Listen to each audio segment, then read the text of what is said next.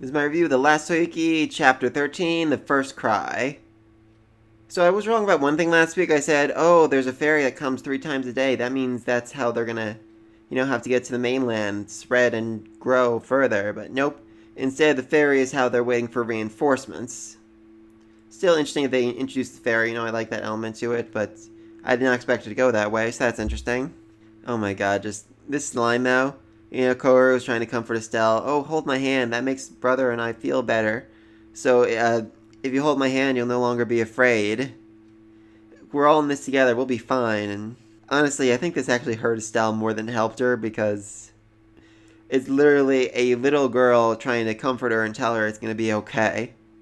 I mean, she puts in a brave face, smiles, says, don't get the wrong idea. I'm not afraid, but yeah, I think this hurt her pride quite a bit. I mean, later on, we saw her just run headfirst into the highly infectious monsters. I mean, she was trying to prove to herself, I'm strong, I'm brave, I can do this, but that was just utter stupidity right then and there. Though she did prove that she's literally faster than the Yobu, which, that's impressive, I gotta say. I mean, she is freaking fast. Anyway, back onto the shrimp.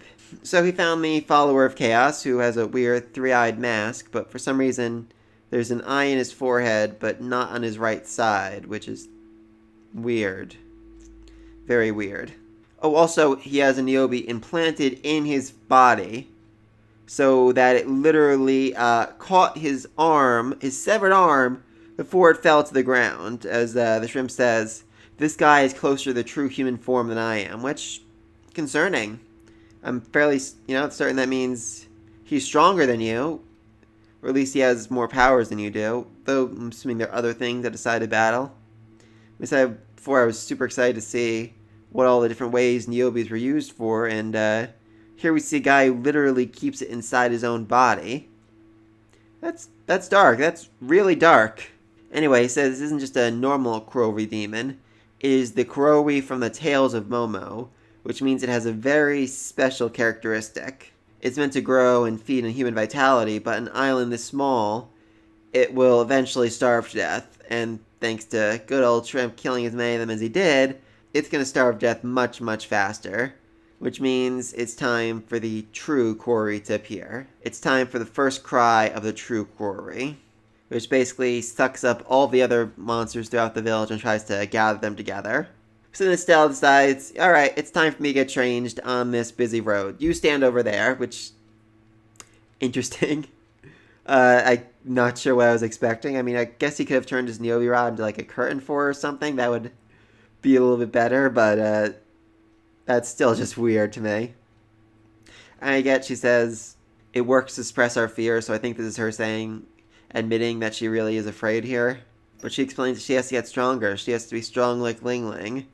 Be worthy of the outfit that her mother made for her.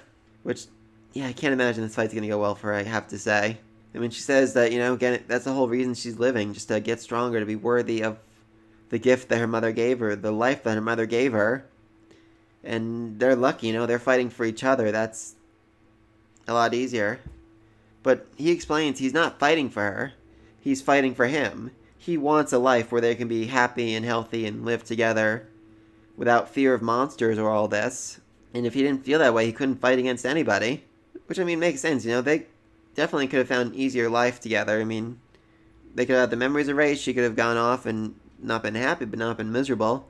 They wouldn't have to fight these monsters. He's doing this because he wants to. Because it's what they both want. And speaking of both of them, apparently they can sense the monsters from far away, because they're able to tell from at least a mile away that the monsters are gathering together. They're gathering and becoming one. So that's certainly an interesting ability. They can literally psychically read into the monsters' motivations, what they're doing, what they're feeling at that moment. I'm very curious to see what they continue doing with that power. I could really see, like, if this series goes that long enough, like 50 chapters down the road, they're able to detect every monster within a 5-mile radius and then shoot out their rod and kill it instantly. That could certainly be interesting. So yeah, next chapter they're fighting the true Kuroi demon. And I'm looking forward to seeing that. I'm guessing it's going to be a bigger version of the ones we've already seen before. Bigger, fatter, stronger, faster, smarter, more durable. it's feeding on the vitality it's gathered from all of the human hosts throughout the island.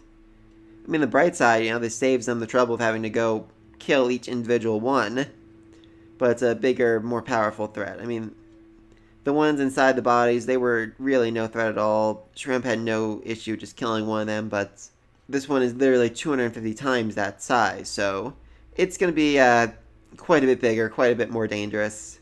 I don't think Estelle's going to do well in this fight. I think she's going to have some painful memory flashbacks, end up getting hurt, and either the shrimp or Ryu's going to have to save her, and that's going to really hurt her pride or something. So be sure to like, subscribe, and until next time, peace.